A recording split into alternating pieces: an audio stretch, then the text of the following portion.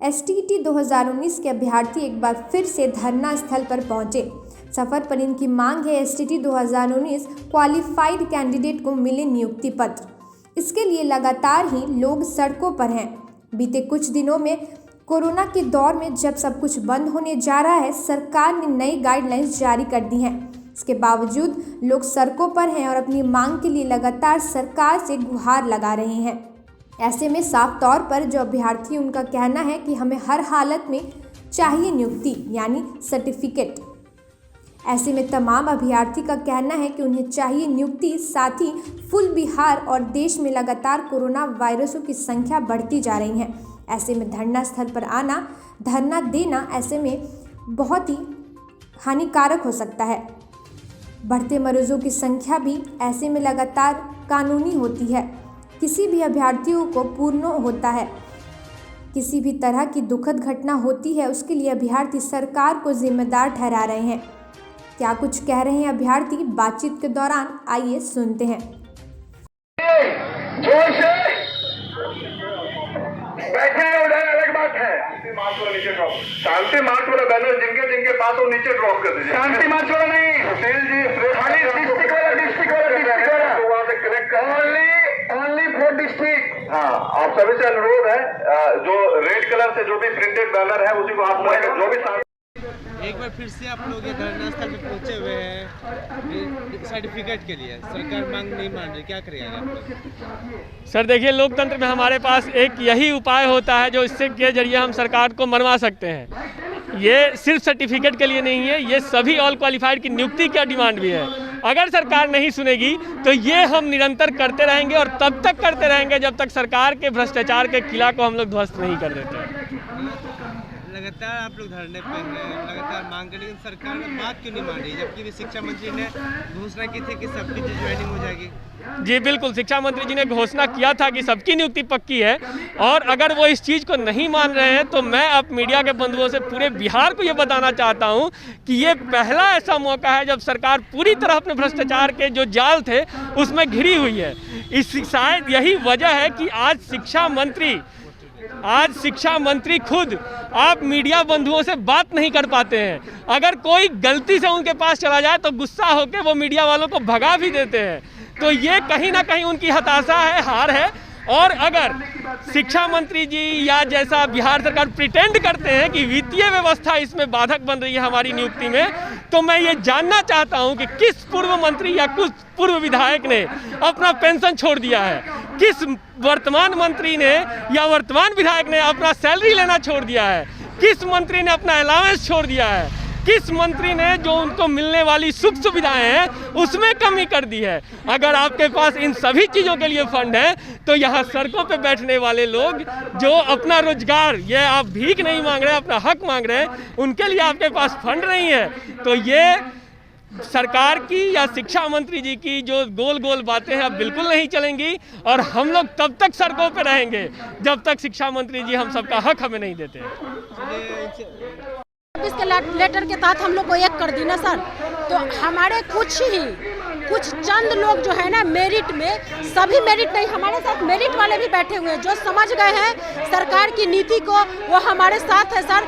कुछ लोग चंदाजीवी, परजीवी जो है वो लोग इसी के बहाने इस बहाली को डिले करवाना चाह रहे हैं, क्योंकि उनसे कहीं ना कहीं उनका खाता बढ़ रहा है, अकाउंट बढ़ रहा है, बार बार अकाउंट जारी कर रहे हैं, और इससे कुछ होने जाने को नहीं है सर। सरकार हमें एक कर चुकी है, हम एक हैं सर। हमें उनके झूठे आश्वासन से, झूठे उम्मीदों से ना कोई लेना है ना कोई मतलब है। आज हम लोग रोड पे आ चुके हैं। ये हमारा राज्य का दुर्भाग्य है कि हम आज रोड पे आ चुके हैं, और हम रोड पे हम लोग आंदोलन करना पड़ रहा है इस कोरोना में, जो कि सबसे बड़ा पेंडेमिक अभी हमारे सामने चल रहा है। हम लोग कोरोना में, हम जानते हैं कि कोरोना अभी पटना में जो बिहार का एक हॉट स्पॉट है, वहाँ पे आके कोई हम शौक से नहीं बैठे हुए हैं सर। इस माहौल में अगर हम आके यहाँ बैठे हुए हैं तो कहीं ना कहीं हमारे पास कोरोना से बढ़ के हमारे पास प्रॉब्लम है, तभी आके बैठे हुए हैं। तो सरकार को ये सोचना चाहिए कि हमें उनका आश्वासन नहीं चाहिए, हमें उनका पत्र चाहिए जो हमारे फेवर में। इतना आंदोलन किया है, हमें सरकार से केवल आश्वासन मिलता है। हमें सरकार से ये भी बोला गया था कि इस बार का दीपावली हम अपने सैलरी से यूज़ करेंगे। सैलरी छोड़िए सर, दीपावली चला गया, अब अगला होली भी आने वाला है और हमारे पास हम लोग रोड पे आ चुके हैं। तो हमें अब सरकार से कोई झूठा आश्वासन की उम्मीद ना है ना चाहिए। हमें सरकार से अब नियुक्ति पत्र या पहले सर्टिफिकेट चाहिए और उस सर्टिफिकेट के बेस पे हमें नियुक्ति पत्र चाहिए, क्योंकि जब तक नियुक्ति पत्र नहीं मिलेगा, सर्टिफिकेट नहीं मिलेगा, हम नियुक्ति पत्र के इंटाइटल होंगे नहीं। तो हम अभी मेरा जो भी मांग है, जितने हमारे बिहार में 80,000 के लगभग, अगर सरकार बोलती है कि 80,000 है, तो जितने 80,000 के आसपास जो कैंडिडेट हैं उनकी नियुक्ति क्या बोलते हैं सर्टिफिकेट रिलीज कर दे और उसके बाद उस बिहार पे हमारी नियुक्ति कर दे।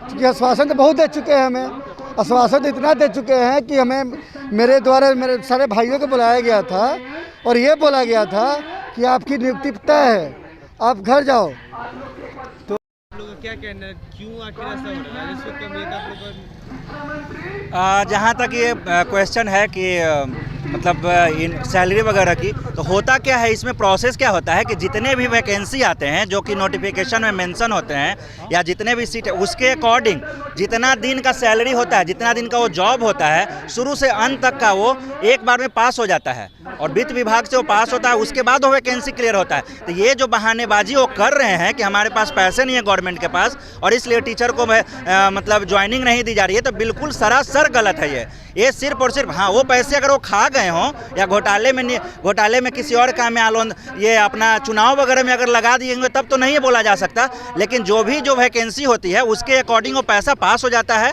वित्त विभाग से, तो ही वो वैकेंसी क्लियर होती है। वो उसका एक लीगल प्रोसीजर होता है, स्टेप बाय स्टेप सारी चीज़ें होती हैं। तो ये जो बोला जा रहा है बिल्कुल बेबुनियाद बात है। सारे के सारे इस तरह से शिक्षा मंत्री बरगलाने का प्रयास कर रहे हैं और वो आप मीडिया बंधुओं से भी वो बात नहीं कर पाते हैं ढंग से।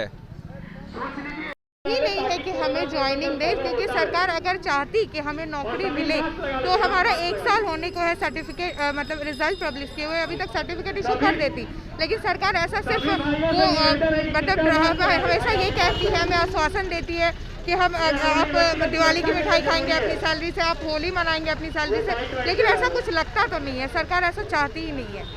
कोविड का थर्ड फेज आ गया है, काफ़ी लोग गंभीर रूप से बीमार भी हैं, कई लोग पॉजिटिव भी हो चुके हैं, कई मंत्री भी पॉजिटिव हो चुके कोरोना से। आप लोग को इस तरह से सड़क पे आना धरना देना मतलब क्या मजबूरी? सर क्या फ़ायदा है ऐसे कोविड सिचुएशन में, हम बेरोजगार बैठे हैं, ऐसा सिचुएशन आ भी जाएगा, अगर कुछ हो भी जाता है तो हम क्या कर सकते हैं? सरकार मतलब जब तक हमें रोजगार नहीं देती है हम अपनी मांग तो रखेंगे ना, अगर ऐसे हम बैठ जाएंगे तो सरकार तो सोई हुई है, फिर पता चलेगा कि सरकार हमारी बात ऐसे नहीं सुनती। ऐसे में अगर किसी की कोई कोरोना पॉजिटिव होती है, किसी तरह की अनहोनी होती है, उसको जिम्मेदारी किसे ठहराएंगे? सरकार को सब ठहराएंगे सर।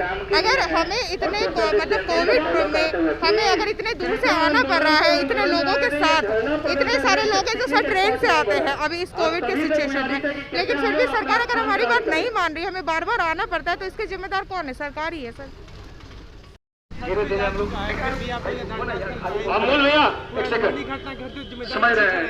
गवर्नमेंट को ठहराएंगे क्योंकि हम लोग अपने राइट के लिए आए हैं।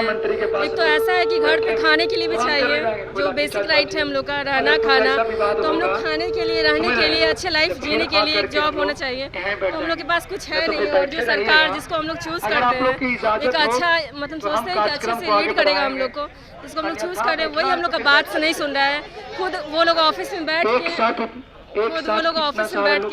हम लोग की बात पे ध्यान नहीं दे रहे, तो हम लोग यही चाहते हैं कि जो हम लोग भटक रहे रोड पे, कम से कम अब भी एक्शन ले इस चीज़ को और देखें कि लड़की कैसे बहुत दूर से आकर के दूसरे मतलब जगह से, सर मुंगेर से है, मुंगेर से सुप्रिया।